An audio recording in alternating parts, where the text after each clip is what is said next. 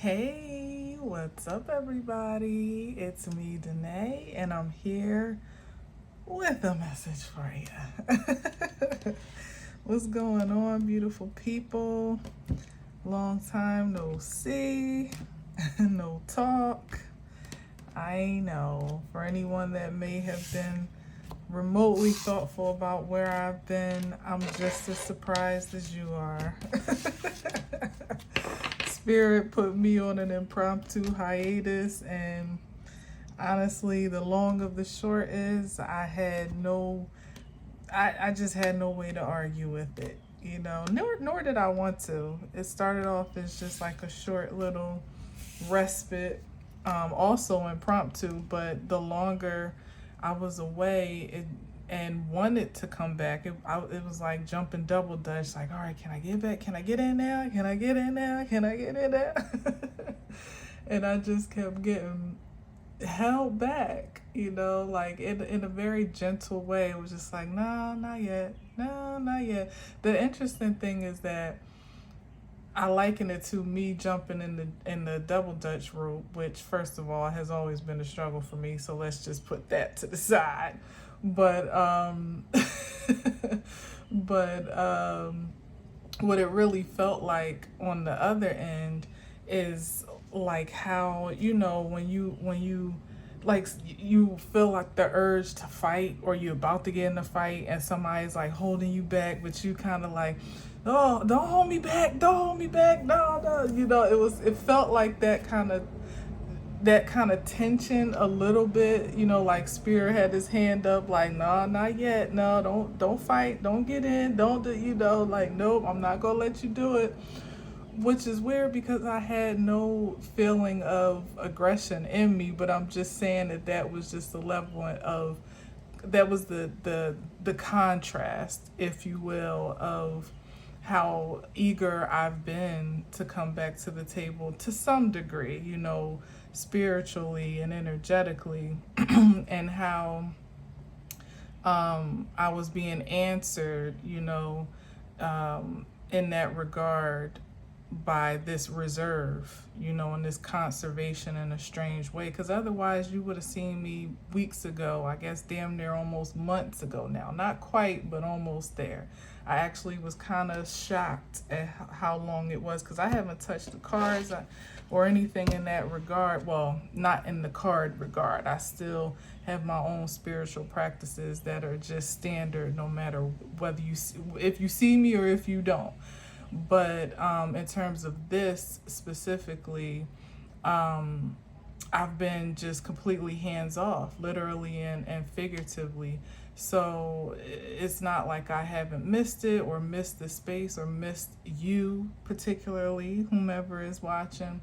But, like I said, however Spirit leads, the least that I personally can do is follow, and it's really my pleasure. So like I said, as much as I wanted to be here, I've been excited to jump back in, almost like humanly not wanting to feel like I'm falling short of my commitments, you know what I mean? But sometimes what the Spirit has in store for you in terms of a delay, a pause, or a detour is just different than what you think you should be doing, or what you feel beholden to. And of course, not to, I won't, necessarily share unless it just comes through, in the cards some type of way, which I doubt, but because it was kind of a personal hiatus, if you will, holiday to some degree. But it's always purposeful, it always turns out to be purposeful. So maybe, to start this off, the encouragement is, if you are feeling an impromptu or an unusual nudge to step away from things that you love to do, things that you feel a certain responsibility for, or even, that you feel a duty, toward or for, or duty by, sometimes you have to give yourself the grace to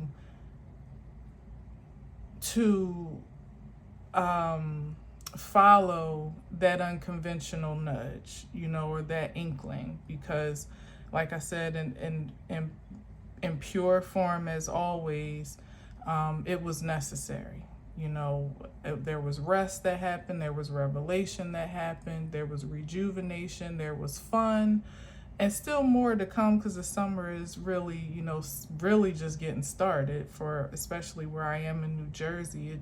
It went from the winter holding on for dear life to just suddenly spiking into summer. And then in between that, it's been rainy, as it's raining right now, you may be able to hear.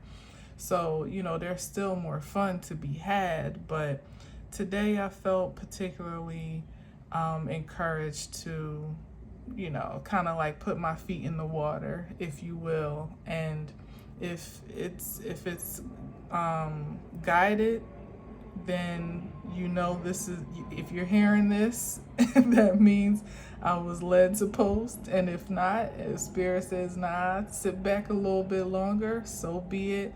And there's no sweat off my brow either way. And I surely hope it's none on off of yours, or on yours, however which way that goes. But like I said, if anything, let it be an encouragement, especially during this summer season, that if you need to take a rest, a holiday, a break, a breather, do so with grace and without any guilt about it, you know? So anyway, let's see what we got today. Wow. The ultimate vacay card here with the sun. I mean, well, thank you, Spirit, for the confirmation. I love it to start. The best, brightest, happiest, most positive card in the deck, indeed, is the Sun card. Illumination here. I definitely feel like, I mean, the the first best thing that could have been this card would have been the Ace of Swords, to make me feel affirmed in what I'm sharing. But given the nature of what I'm sharing, the Sun is even more appropriate. You know, it's just given that there is a force bigger than us that is operating in our favor. You know, it's a protective force. It's a healing source. You know, it's, again, illuminating, enlightening. It has the capacity to bring forth fruit, to bring harvest, to advance a harvest. So you can take that in so many ways, you know, but given what I just spoke on, there is the element of holiday and respite and bliss and enjoyment wrapped up in this card. I mean, it's a baby on a horse, a naked baby on a horse, for crying out loud. It don't get no more free and pure than that, you know. So, and on time, at least for where I am, where we, like I said, are in the middle of, at the height of summer season, which is synonymous with fun and enjoyment and joy itself. So here's to that, cheers to that. Not sure where we're going, but I'm not even gonna dig anymore in those cards. I'm gonna just let that be the leading energy, which is a good one to start, and then we'll see where we go from there. All right, let's see. Oh, there's one. Ooh, the Chariot. Some type of fast forward movement towards success, or successfully. Could be traveling. You could be taking a road trip or anticipating one. We are in the pre-shadow of Mercury retrograde, so just make sure you're planning thoroughly ahead, and also making provisions for delays and detours in spirit and in truth. But generally, it speaks to something being successful and also powerful.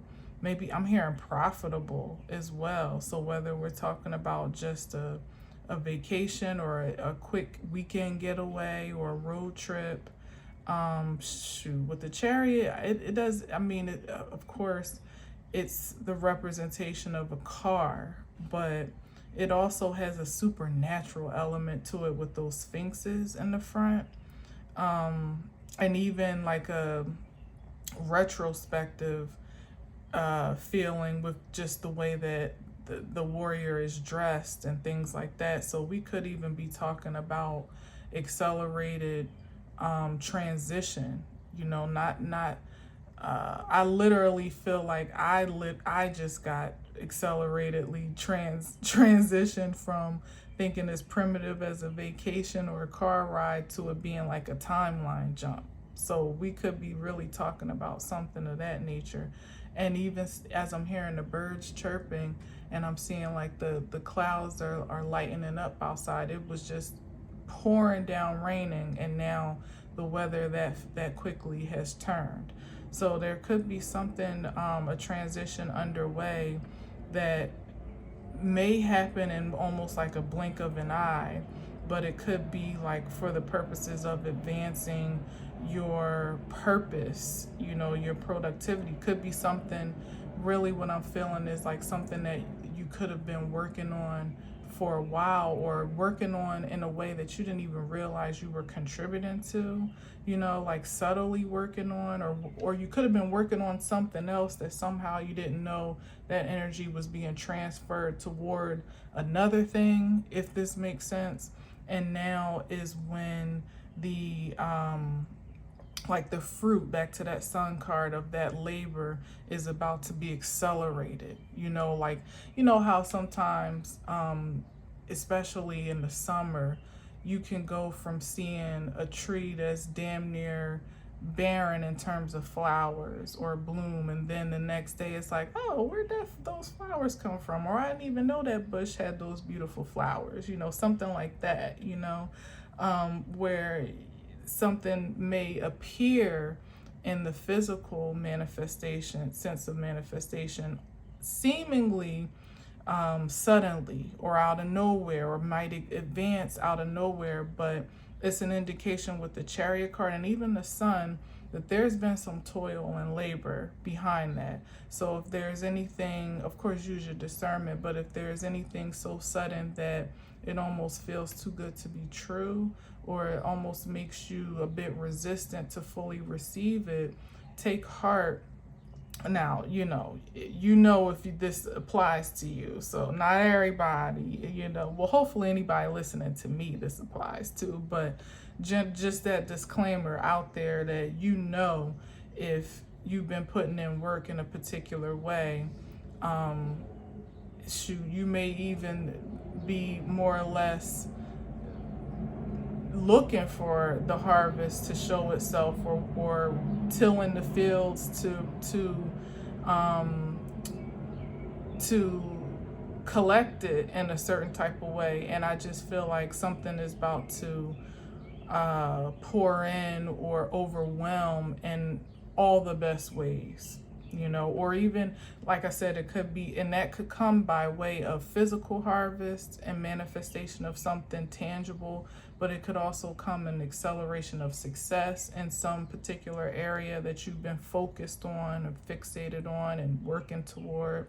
It could come by way of just your energy, your zest for life, your enthusiasm for living in general, the fun factor of life finally crystallizing in a way that has been unusual up until throughout the past few years, or maybe over the past few seasons. And now all of a sudden you're finding yourself being excited to get up and go and to explore, to discover something big. The Chariot is nothing small to shake your head at, and with the Sun powering that energy, to me it feels even more potent. That's why I'm trying to touch on all the aspects that I feel it could be.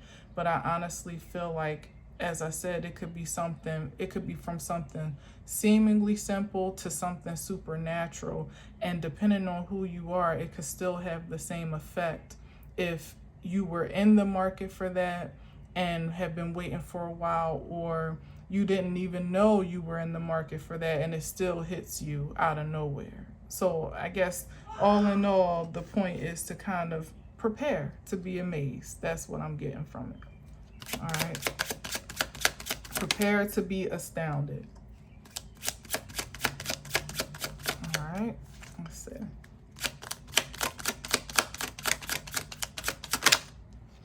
All right. We got the pit. Well, that could be the waiting and the watching, the anticipation itself.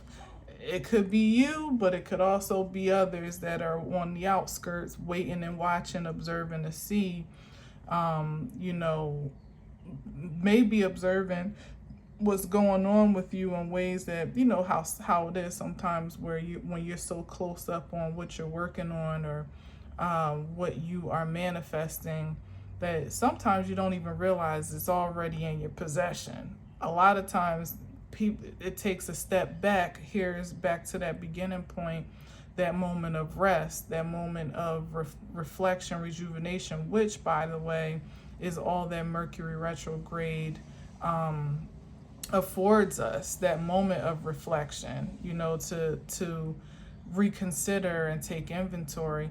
And sometimes when we're in the thick of it, and in the motion, you know, what's the word that I'm looking for, like when we're going through the motions of productivity, you know, the chariot is relentless, you know, tireless.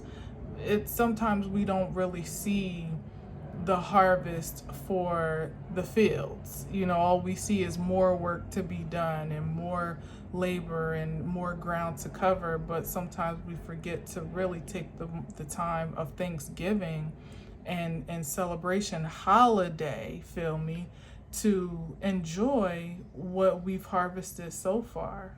But here it is. The encouragement is to keep your eyes keen for those simple moments, you know, those precious moments, to pause for the cause, but also being mindful, just as a side note, honestly, because what's the Page of Swords to the Chariot at this point? But just as a side note, is that you may be a spectacle in some regard, either in anticipation for this transformation or transition that's happening, or that already has, you know, where others are seeing it on you, maybe seeing you glow, seeing, you know, watching your pockets, watching your social media, watching what you're doing, what you're posting, what you're sharing. So be mindful of all that while you do have the right and should have the free liberty to celebrate your victories, your successes, and your wins, that everybody that's spectating is not particularly a fan, or you know, in a congratulatory spirit about it, you know. So take that as you will, because I certainly don't want to bring any negative energy when we started with the sun. But I guess that even with the point of the sun is to be enlightened, and there to be illumination of all spectrums of your, you know, your existence, good, bad, and indifferent.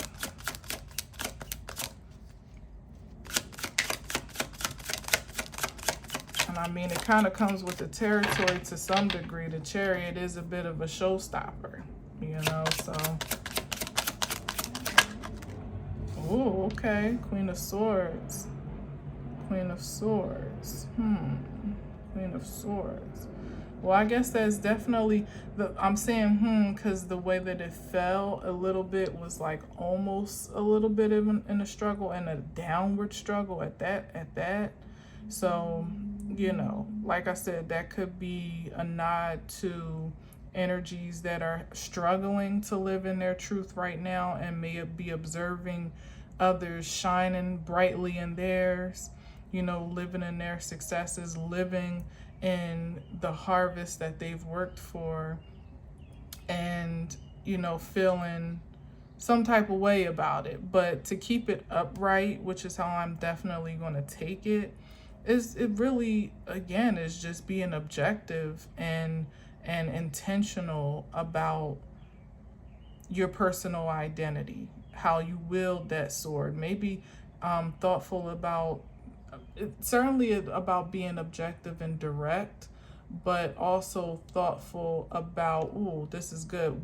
Again, what you communicate, And in this case, as I was saying, maybe what you post, what you say, who you say it to, what you share, how you share, Unfortunately, we're living in a sensitive time where, as much as, I feel universally we're being blessed and favored to be a light, like a beacon of light to those that are looking for that sense of relief and enlightenment for themselves, and need that inspiration to be illuminated for themselves in a certain way.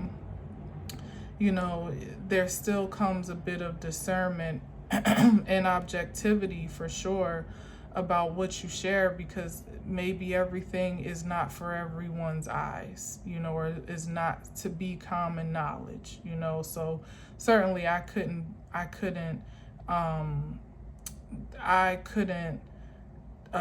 what's the word,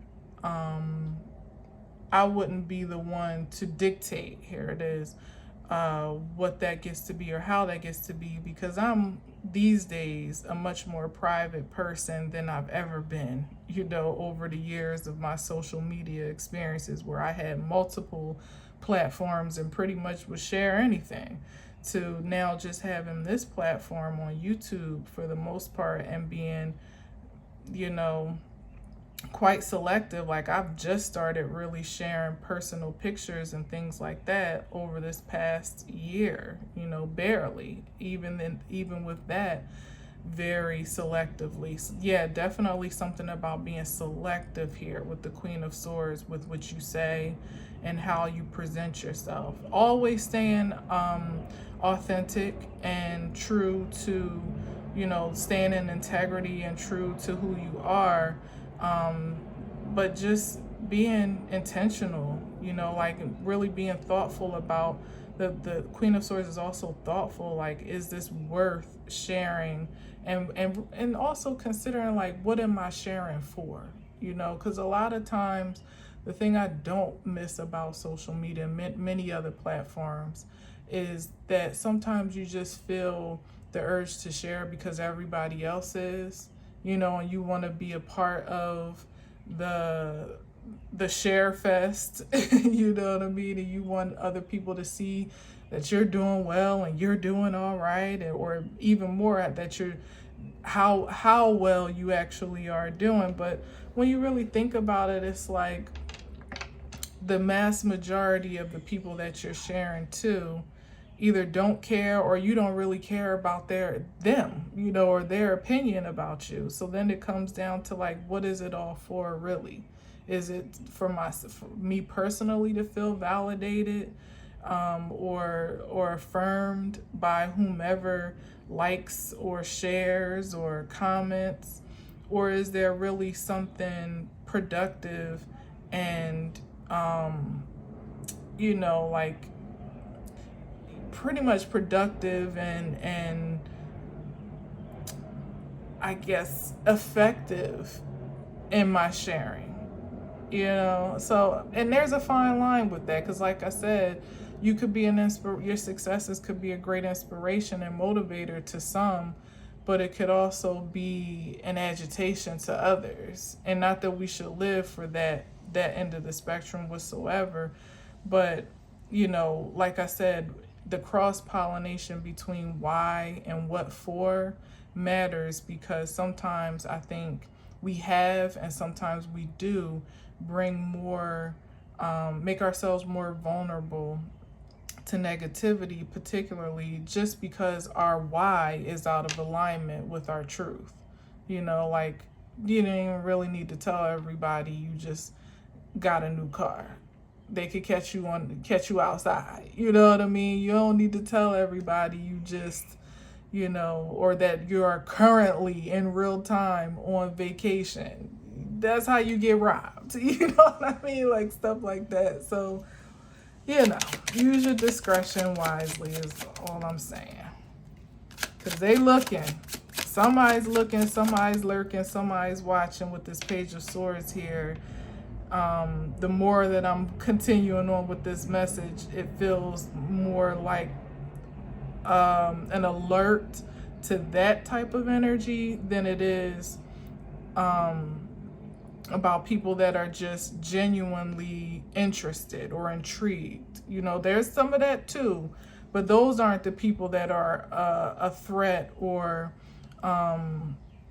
you know, anything, a worry. You know, those are the people that you would want to stay connected to, or you would be happy to influence or inspire.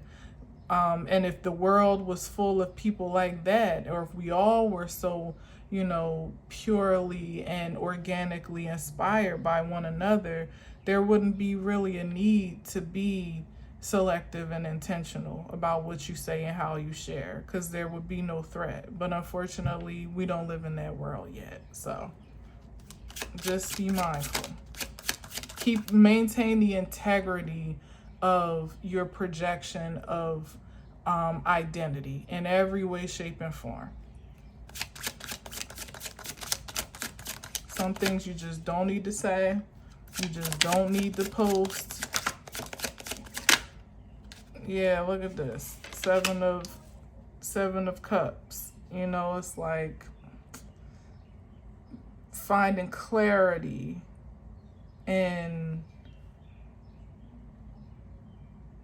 you know, seeing through the fog, like there being like, how can I say, like cutting through the illusions, but maybe even particularly in social media, as I seem to be harping on that, which doesn't even really apply to me, which is funny, you know, me personally, but I'm sure it applies to many, you know, to get caught up in the hype of the illusion of other people's projections, but also in how that affects you and what you say and do, and, you know, what you post and share. Like I was saying before, like kind of being swept into the hype of sharing for the purposes of,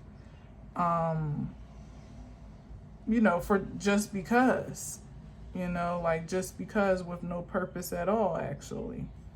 Or it's always a purpose, but I guess it comes down to like really identifying clearly, if anything, if I could connect these two, what your purpose is, that you're not being lost again in the illusion of what is it that I'm seeing with that Seven of Cups. It's about like the mirage of, yeah, maybe the mirage of success and what it looks like to express that, rather than just truly living it, you know. And most of the time, like, nobody even really needs to know or see just how well you're doing for it to still be so, you know. That's the case for most of us, honestly. That a lot of what you're achieving and accomplishing is really nobody's business, you know. It really isn't. It can be, but I think the point is being clear about why it needs to be, or if it needs to be. All right.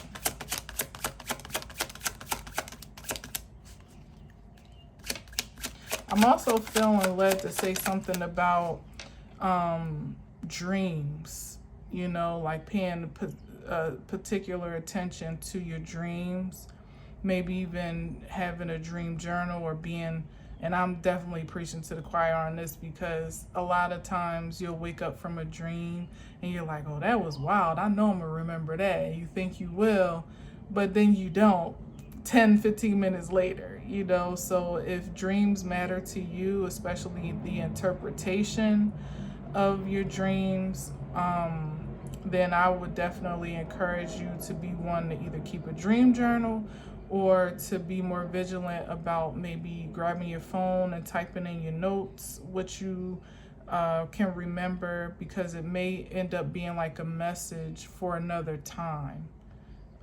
That, you know, something that may unravel later, even if it's a little hazy at first. Sometimes even still, I look back on dreams that I did happen to record, and I'm like, that's crazy. You know, things that you didn't really connect to reality before, sometimes they can have a different clarity when you go back, or just from writing it all through, even as you're recording it, sometimes things that you didn't even realize, that details you didn't realize you remembered, can like blare out a different meaning when you start to write it down or record it than when you were actually in the midst of it in your dream state. So there's something about that here. There's some messages, or just the subconscious period, that are going to be particularly directive and informative,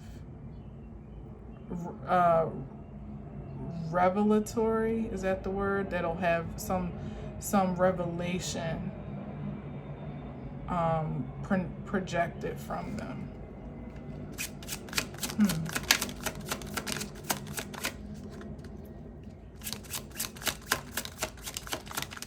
Alright, let's see. What else? Ooh, might be leading you to the bag, okay? Or there's something, like some type of key, missing piece. Key information, or like I said, a direction or an instruction. That's what I'm really trying to get to, like an instruction, a how to, a what to, a when to, that opens doors in the physical realm, because the Ten of Pentacles is very much so a physical manifestation of good fortune, wealth, abundance, legacy, something. Pardon me, it's like the harvest of the Sun card. Like everything that you've been working for in your entire existence, perhaps in your entire bloodline's existence. Here's that transmission of acceleration here, where it's not just about you. This could be retribution for those that have come before you, and certainly those that come after. So I think I'm saying that to say, just don't take anything lightly, even your dreams, which, like I said, can kind of just be like, oh, okay, trust me, I'm talking to myself. I ain't preaching at you. That everything matters. Every sign and signal. There's no coincidences. I'm getting that here as well with the Seven of Cups and the Queen of Swords. The Queen of Swords can be very cerebral and very more like kind of practical in how she engages and perceives life. Like very, what's the right word? Like evidence-based, or it's not the Queen of Pentacles, but in terms of how the Queen of Swords perceives truth, usually it's something that can be fact-checked or confirmed, you know what I mean? Like something that makes sense, something that is practical, maybe even something that can be seen. And in this case here, there is like a call or an encouragement to maybe think outside the box. That could be one thing too, but also have an openness to concepts that are beyond the rationale. There it is. That may be inexplicable by societal or three-dimensional standards. Like I said, this literally being a transmission, or even definitely a transmission, but maybe even a portal of sorts, if not energetically and informationally, maybe even actually, as I said, this accelerated transition that you wouldn't find reading a book, or you wouldn't find just taking everything at face value, or observing, or only considering what can be facts that can be substantiated in the 3D. I'm sure whomever is listening gets what I'm saying here. There's something here that's beyond the physical, which with the Queen of Swords, in a way, or beyond the practical, beyond the maybe paranormal. Yeah, here we go. You know what I mean? So that could be a whole nother layer. If I'm talking about dreams, it could be messages from a whole nother type of transmission that, you know, it's not like what you turn on the physical radio, or picking up the phone, or talking one person to another. It could just be a download that only makes sense to you, you know, and may not even be able to be rationalized or explained otherwise. And here it is. That could be the acceleration, supernaturally even, to something that is, I mean, supremely profitable, prosperous, beneficial, sustainable. We're talking about generational wealth here.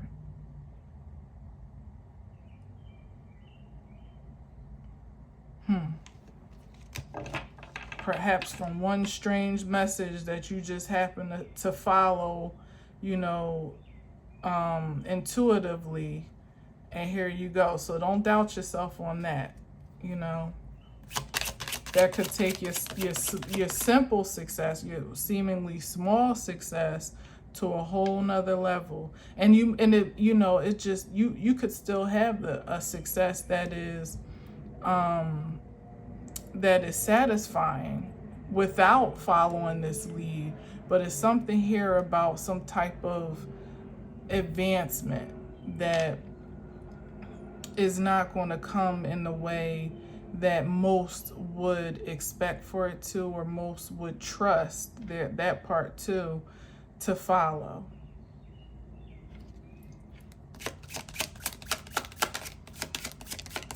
All right, let me get one more and then I'm out.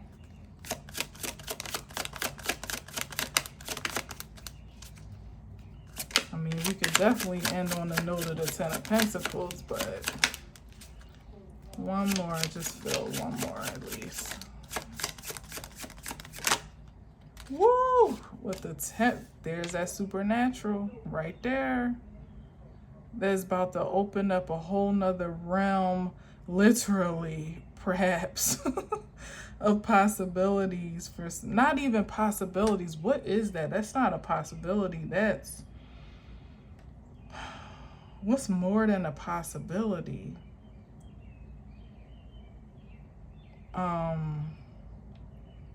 It's a portal.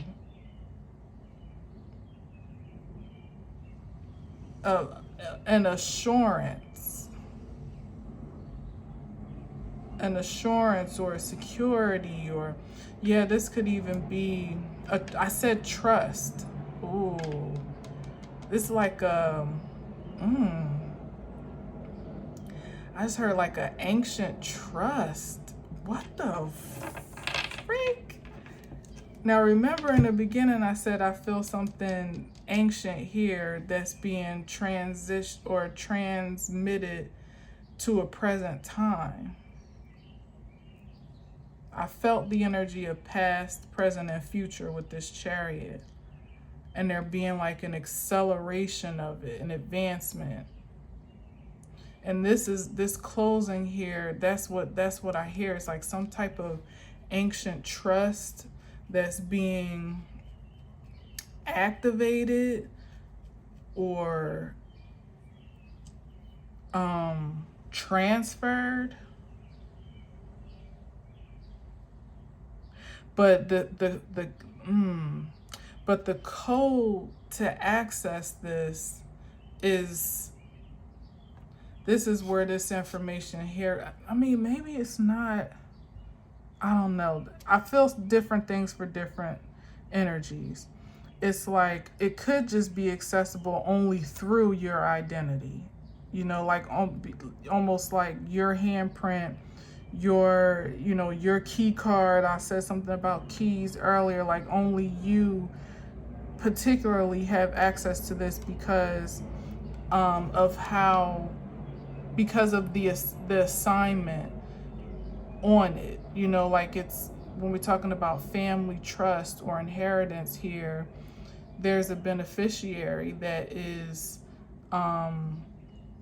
named, you know, and although it has happened and does happen where people steal inheritances or swindle it and transfer it and all types of stuff happens, in this season, for whatever it's worth, and whatever this is, because it doesn't have to be money, it could be so many different things.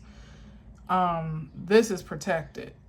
It's like, now I'm getting with the 7 of Cups. It's like, that's why I keep saying this warning about being careful about what you share and stuff like that, because either there are those that have been anticipating being the swindlers of this transfer,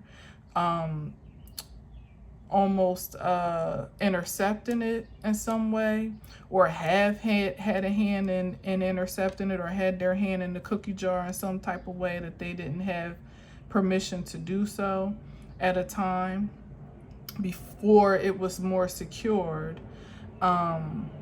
Or like I said, there's, you know, you can smell money or you can smell success. You can, certain people, not everybody operates like that, but those that are looking out for a certain sense of what they can siphon or help themselves to are on full alert. People like you and me hopefully don't have a clue of what's coming to most people, unless, you know, not in that way, you know, like unless you are divinely gifted to intuit a person's gifts or talents or identity in a certain capacity. That's different, but usually that's upon energetic exchange or encounter or something like that, and you wouldn't be taking that information to do any harm, and definitely not to steal anything from anybody. That's a different lane. But I'm talking about those, as with the Page of Swords, that don't, or at least don't perceive themselves to have much to offer or much in their own arsenal, so they're just looking for an opportunity to glean from what someone else has already manifested or what they believe is coming down the pike. But like I said, the good thing about this is that as long as whomever resonates with this beneficiary energy is on their P's and Q's, again, being intentional and selective about protecting their energy and the information thereof, this, whatever this is already secure from a force that ain't playing no games with nobody, especially not in the human form. Like, they could try to put in a key, every key code combination they could possibly think of. They could put any cloak on if they wanted to. They could hire any practitioner to, you know, to open Pandora's box. They could pray in any tongue that they, you know, could possess to try to interfere, and it still would be an access denied. Because if perhaps the person who is assigned to it would never get to it at this point in time, the one who isn't is completely, the ones who aren't are completely shut out. And that's the gag. That is the gag. With this Temperance energy here, like I said, this is like a divine trust. Like a, I don't even know what to call this. Is something that has, and it's been accruing interest from ancient times. Like, there's some type of harvest here that, as I was saying before, might have been owed to, through into your bloodline, or stolen from your bloodline over times past, lifetimes past, and now is due to be paid out in this season, on this timeline, in this dimension, in the physical form, in the flesh. And because of the assignment that's attached to it, you know, and what is to be, what is to be advanced in the earth on account of it, by its provision, is too precious for any run-of-the-mill hacker or thief to just help themselves to. Like, if anything, they'll find themselves in complete and utter disarray. Psychologically, it's like somebody will drive themselves crazy trying to access something that doesn't belong to them before they actually get their hands on it at this point. So they'd be better off just leaving it alone. Their only recourse is to pretty much like be on the lookout for the signs of when you actually, or whomever actually receives it, to see if they can intercept it physically. Because what I'm getting is that somebody tried to intercept this on a spiritual level first, which has been happening for a long time for many different people, you know, because if you can catch it in the spirit and capture it there, it creates a blockage from it trickling down in the 3D. And that's where you get bloodlines that really are royal and wealthy and affluent, finding themselves in a cycle of poverty and misfortune and squander, because there's some disconnect from past or some interference from the past. But all of that's being rectified now. And as I was saying, like the chariot, here's back to that beginning with that sun card. There's a harvest that has been sown and that has been cultivated, first of all, way before you know, but also the work that you put in just to sustain yourself, to be a viable conduit of that fortune in this life, is the work that I was saying sometimes before we take for granted, because we think work and reward is supposed to look different based on how we've been conditioned to look out for it than it actually does in the spiritual sense. So with the spirit, you know, like how you go apply for a loan or some type of provision, or let's say in this case, not a loan, it would be more so like a grant or something like that, and you have to meet all of these specifications and requirements. What we see, or what a physical establishment would list for those checkpoints, is of no consequence really to what is decided from a spiritual aspect. Spiritually, all that could have been required for someone to be a viable candidate to receive this transfer of wealth is ultimately what it is. It could have been just to be true to yourself, you know, to always be in the pursuit of honor and dignity and respect for yourself and for others,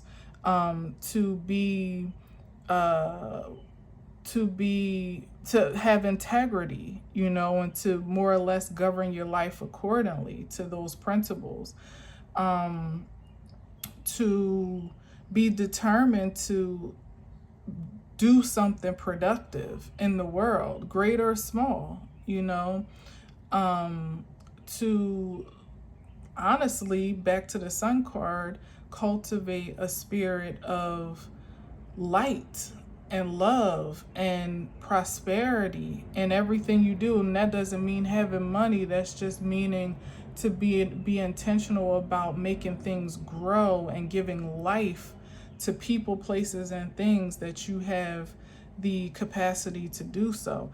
Those types of what do you call it, like not requirements, but I don't know, like stipulations, or I don't know the word for it right now, but that type of checklist is what's important to the divine to prove someone credit worthy or trustworthy to handle a certain transfer of wealth is this, because what you were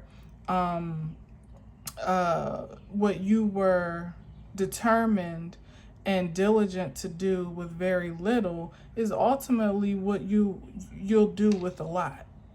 And if you don't, you'll lose it just as fast. So, you know, it'll be no consequence to the divine. in the grand scheme of things, but the vetting that has been going on over lifetimes, over seasons, over years of, experience, has ultimately been to cultivate a certain wisdom to be able to handle this transfer and this transmission responsibly. And for whomever, with the Queen of Swords here and how we started this with the Chariot, it's already been decided that someone is responsible and someone is respected from a heavenly perspective or from a divine perspective to be the executor of whatever estate or whatever affairs or whatever good fortune this is. It may already it may already have been dispersed or is being dispersed on some level, but what is about to flow through, like I said before, brace yourself, because I don't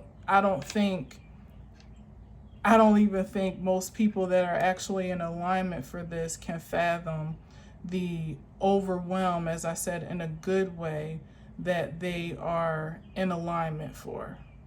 And that's why there's this like security guard right here, this temperance. This is like an inner security to maintain for checks and balances for yourself, like self-control, integrity, balance, harmony, righteous intentions, all of that good stuff. As long as you stand in alignment with that, similar to how this is like the fleshly expression of it, which again was like the preliminary approval.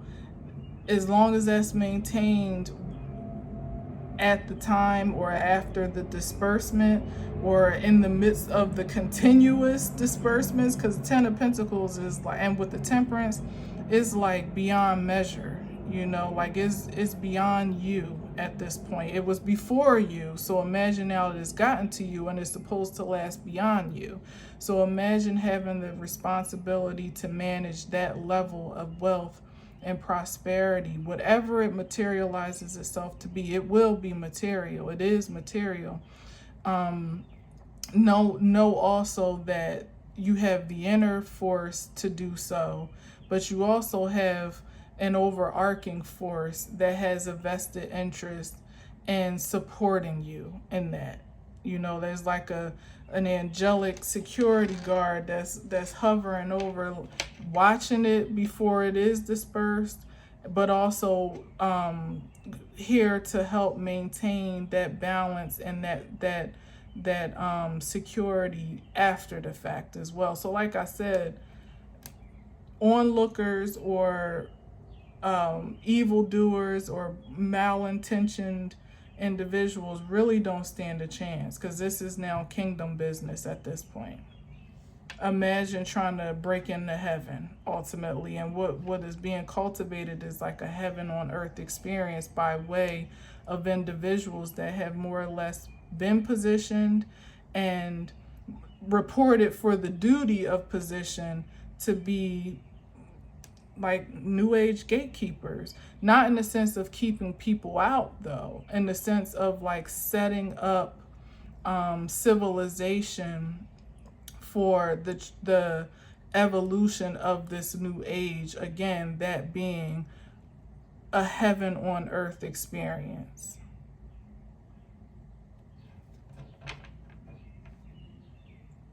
So like I was saying before, I want to be clear when I say gatekeeper, because it's not in the sense that we know it, where it's like exclusive and you can't get in, because those that are in that position don't necessarily have the final say of who gets in. They just have their own post and their own responsibilities to build, to expand kingdoms as they see fit, and to protect their establishments and their estates. That's their responsibilities. And for those that are onlooking, that's the point of the position, as I said before, to be the inspiration for others to follow suit. It just so happens that for those that don't wish to follow suit, you may become an object of envy, unfortunately. But again, that's a them problem. That's not a you problem. As long as everything checks out with what your responsibilities are to maintain this frequency of fortune, everything else is pretty much like up to the divine. And almost like, for to me, you just pretty much just turn it over to the light. Yeah, like Two of Pentacles here. Some people, wow. That's what I'm saying. Like some people are still in limbo about how to invest their energy or recirculate, what they have left. And like I said, some people are not on the upswing of that, but some people are. Like the Two of Pentacles isn't necessarily a bad thing. It's just trying to find that balance. Not unlike Temperance, but this is even in a more carnal sense, whereas you really are being urged to see your way out of survival mode. You're being tempered in a way, and the only thing that shifts these scales really is how you recognize your circumstances, whether you see this as a detriment or an opportunity for advancement, which ultimately the lower frequency would be to kind of descend into this Five of Pentacles. Even though it's more than the two, the energy of the five is a lower frequency where you just don't feel like you have anything good going for you. No good health, no good wealth, no good opportunities, no time, no energy. It's all a matter of perspective. But those that have the privilege to be a light in the world and an example of what's possible, especially at this time, because we got enough of energy like this, that can cause the confusion and the illusion that that's all there is to look forward to, and there ain't no more, But for those that are kind of like teetering the line a bit, that can still be persuaded, I would say, the Two of Pentacles is actually enough hope for my standards, for there to be a potential for, is that the, oh, I thought that was that's the Knight of Swords, with the right ambition and drive, and a graduation from the Page of Swords, where now you're incited to, do it for yourself, or look at, or be motivated to do what you need to do for you, and not so fixated on what's going on outside of you.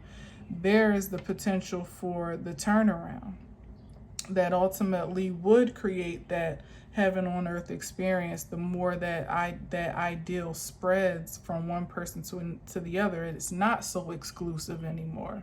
It's not so, it's not like like a dime a dozen type of thing. It can turn on its head and be something that is just the new normal, the more people are inspired to get in alignment with it. And that's my prayer. That's my purpose. That's what I work toward, and that's my prayer.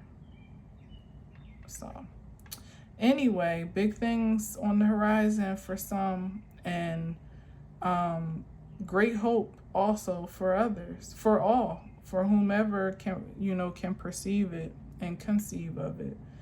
So anyway, great to be back. I'll stop it there. We're just under an hour. Great message to start out. Thank you for listening and watching. 522 just came up as my other phone lit up, so I don't know what that means to you. Either 5, the 22, which I've been seeing a lot, either 22 or 222. Change, and also 22 is usually like a confirmation that, here it is, your angels, I don't know if it's 222 or 22, but either way, it's like a confirmation that you have angelic protection, or like the universal order is, you're in alignment with that order. You're covered and you're walking in the right path. So, and then 9, of course, is completion. So take that as you will. and put it in your pipe and smoke it. Why don't you? Anyway, thanks again. I hope to see you soon. I truly do. But in the meantime, enjoy your summer and have some fun. Enjoy yourself. Emphasis on yourself. All right. Peace, love, and light.